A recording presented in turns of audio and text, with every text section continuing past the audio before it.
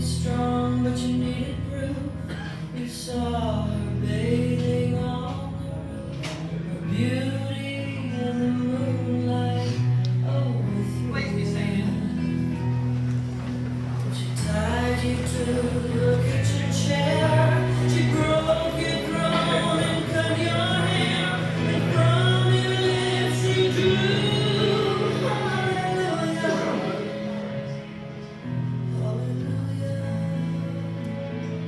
Hallelujah, hallelujah, hallelujah, hallelujah.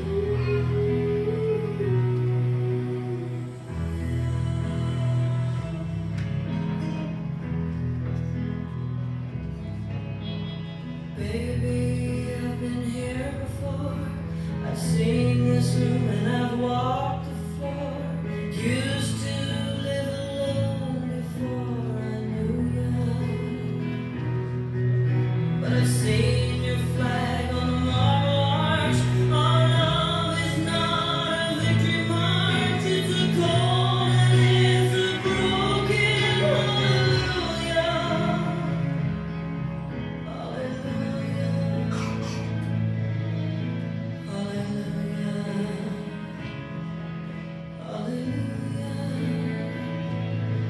Hallelujah.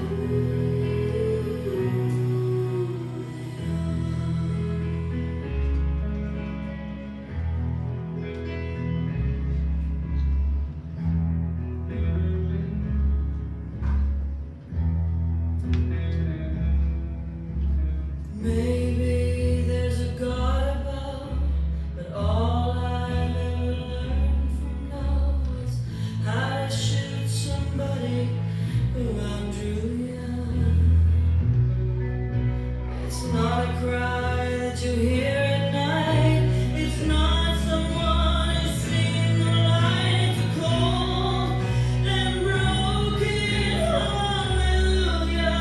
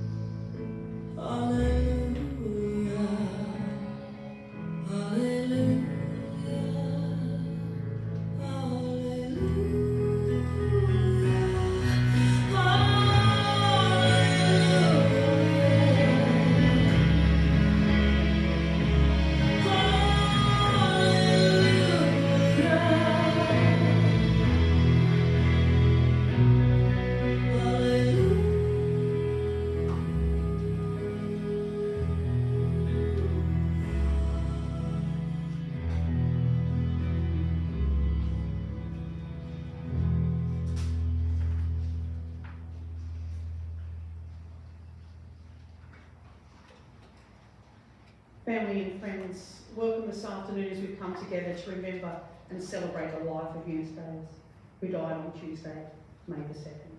Thank you for being here today to support the family and each other as you share stories and say your goodbyes. Eunice was a much-loved wife of Graham for 64 years. Loved mum and mother-in-law of Maxwell, Gavin and Jan, Darlene, Sharon, Angela, Darlene. Devoted nan to Clay and Acacia, Jason, Jay, Addison and Crystal, Zachary and Alicia, Samantha, Abby, and great-grandchildren Tanner, Natalie, and Emma. A sister, an auntie, and a friend to me. Eunice has now joined those who've gone before her and is reunited with her son, Alan. Eunice was typical of her generation. Her family were her priority and the light of her life. There wasn't anything that she wouldn't do for them. She wasn't one for a lot of fuss and fanfare, so let me start now with a snapshot of Eunice's life that the family have shared with me. Born in 1942, she was the daughter of farmers Wynne and Jim Christian. She attended the Winley area school and had her first job when she finished her schooling was on the farm looking after and feeding the pigs and cleaning their sties. She would also help in the local milk bar part-time. Eunice often told stories about having to break the ice on the dam to get buckets of water to wash the styes out and having to carry milk from the dairy to feed the pigs. Feeding and rearing the calves was also one of her jobs. A keen sports person in her younger days, she played netball, which was popular in the northeast, and when the local women formed a football team, long before the AFL thought of it, Eunice took part as a player with the Winnerlia competition. They didn't have regular competition, but other towns would gather up enough players and games would usually be on a Sunday afternoon. Eunice was friends with Rhonda, and it just so happened that Graham lived with his cousin Rhonda and her family, and it was through this connection that Eunice and Graham met. Eunice's parents were very musical and had a band, and she was a keen dancer. Graham was the organiser of the dances at the Winnerlia Hall, so it seemed that their paths would always cross, even without Rhonda's influence. They married on Valentine's Day in 1959 in Scottsdale, although Graham was late to the ceremony. He'd stopped for fuel and the axle of his car broke. Eunice drove past them on her way to the ceremony, and luckily for Graham and his travelling companions, the owner of the service station gave them a ride. Eunice and Graham bought their own home in Winnerlia and had 5 children: Maxwell, Gavin, Dale, Angela and Darlene.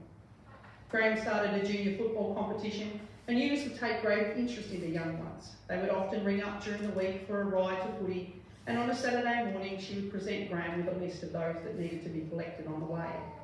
One Saturday, when they had picked up players on the way to Pioneer, they discovered at the end that, including their own boys, there were 16 boys in the vehicle, enough to take the field and form a team. Eunice was always very crafty and loved to knit. Being that Winnerlia was black and white, she knitted jumpers in the club colours for her boys. At the football for the day, she always had the football coffee ready to go, homemade patties, and the kids would come and go, knowing there was always food ready. Eunice was always capable and able to handle whatever came her way. There was a time that the kids recall when they were young at the shack at Anson's Bay, with Eunice's mum in their summer holidays, when a fire went through the area. The kids were sent to the beach, and Eunice and her mum stayed and helped fight the fires. The shack was saved, as Eunice had mowed the lawns around it just the day before. As the family lived near Derby railway station and there were limited job opportunities as the children were growing older, in 1975, Graham and Eunice decided that rather than the children leave home to find jobs, they would move to give them more opportunities. Devonport was where they chose. The family was also involved in basketball in the northeast, so it was a natural progression to get involved in the Devonport basketball, and Eunice spent many hours working in the canteen during tournaments and ran it for the homemakers during the week. The family lived in Archer Street at this time, and the house was always a meeting place for the youngsters from the local families. And Eunice was always prepared with food and drink and to watch the clock to make sure all the kids got home when they needed to. She was known affectionately as Mrs. D, and the kids would congregate around her during away tournaments, and she was always on hand to make any needed adjustments to uniforms. She always remembered children by their name and the family that they came from. In 1980, when Graham was having trouble getting uniforms for the state basketball team he was the manager of, they decided to have a go at making sporting uniforms in Tasmania. Graham continued to work his day job at a vegetable packing company, and Eunice ran Tasmanian Sportwear Industries, taking orders and organising sewers. After watching the time that it took one sewer to make a jacket, she claimed she could do better than that, so Graham cut out a jacket and said, "Here you go." Although prior to this she'd never used an industrial sewing machine, she then joined the other sewers in production, improving her skills and watched the business grow. The business soon outgrew the sunroom in their home, and they moved into a larger premises in Singvista Street. This wasn't without its challenges. While they were waiting for the phone to be installed at the new premises, Eunice would have to run across the road to get answers and then run back to the house to pass messages on to the customer. All this while looking after her grandson a couple of days a week. While Graham was away in America with a study group, Eunice single-handedly ran the business, and they had their best month financially that it had had up to that time. When Toodles closed down, the company took on making schoolwear and other clothing lines, and the business name was changed to Tasmanian Clothing Company to reflect its diversity. Eunice became more involved in the administration of the Devonport operation, and Graham spent time at the Launceston store. Eunice's life was devoted to her kids, and later in life, the grandkids. There were lots of sleepovers, and she doted on them. She was tough and they all respected what she asked of them. She spoilt them with love and affection. She never missed a birthday or an evening. Eunice had a wonderful, if not sometimes warped sense of humour. She loved to stir the pot and was always up for some laughter and fun.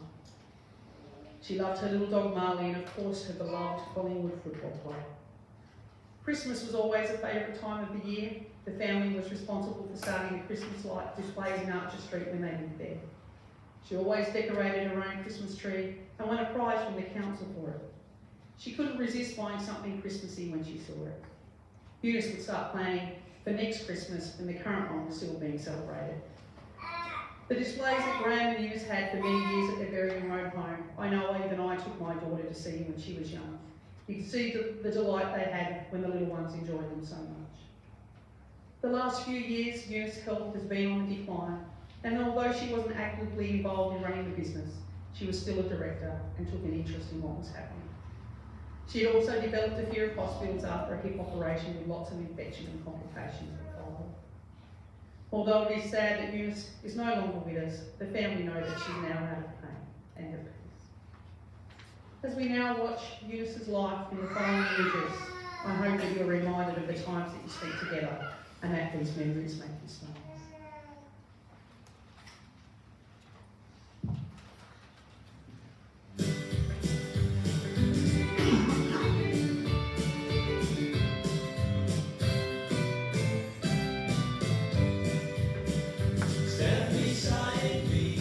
Stand beside me, for if I should lose you, I just couldn't get anywhere. Stand beside me, you're the only one who ever made me care. I can't stand to think that I might be alone, not alone again, not the way it was back then. Before you walked into my heart, told me we would never part. So stand beside me, don't ever let me be alone again. Stand beside me, stand beside me. For if I should lose you, I just couldn't get anywhere. Stand beside me, stand beside me.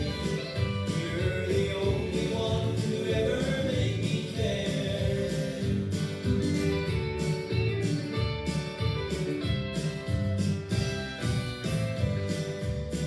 There'll be times when everything goes wrong, but darling, I won't care if I know you're standing there. No matter what we have to do, together we can see it through. So stand beside me, and I'll be standing right there next to you. Stand beside me, stand beside me. For if I should lose you, I just couldn't get anywhere. Stand beside me, stand beside me. You're the only one who ever made me care. Stand beside me, stand beside me. For if I should lose you, I just couldn't get anywhere. Stand beside me, stand beside me. You're the only one who ever made me care. Yes, you're the only one who ever made me care.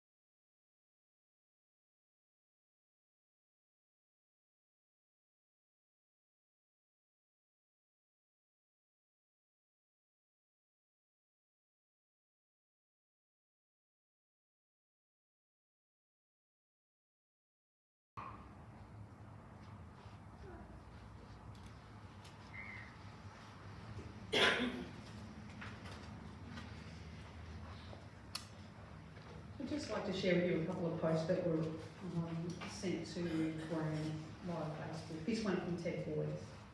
She was a grand lady who stood by you thick and thin, raised a beautiful family, supported and developed the business from the most humblest of beginnings to what it is today, and has been the very best wife and soulmate. Rest in peace. And this one from Marina Salisi, who was one of the kids who lived in Archer Street.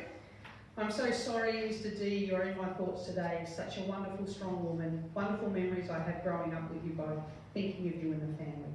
Rest now, lovely lady. And from Robin Hanson. I remember playing a women's footy match alongside Eunice many years ago as part of the Winnerley Roughnecks versus Scottsdale, who boasted the Chitty Twins. We won, I think. Thinking of you all, Robin.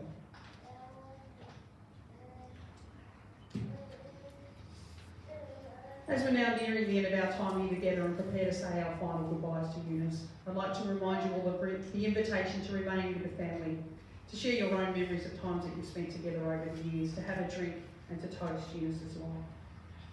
I'll share with you now, though, the following poem that Graham has chosen called A Letter from Heaven.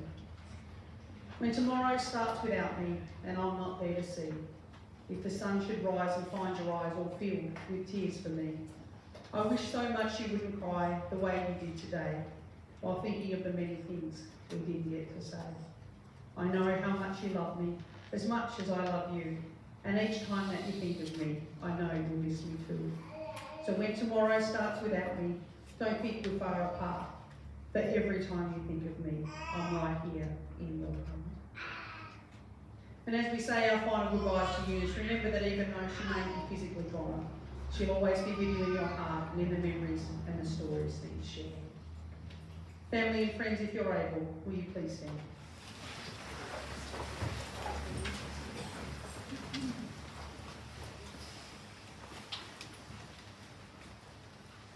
These are the last rites in the natural life of Mrs. Eunice May Davis, born on the 3rd of June 1942 and who died on the 2nd of May 2023. Tenderly and reverently, we commit her body with the remembrance of a life richly lived. Go in the strength of all that is of goodness, hope and love, finding richness and joy in your memories of Eunice. Strength and support in your love and care for each other, and peace in your hearts. Rest in peace, Eunice. You'll always be loved, missed and remembered. As is only fitting, will you please join us as we escort Eunice from the building to one of the songs she loved to hear.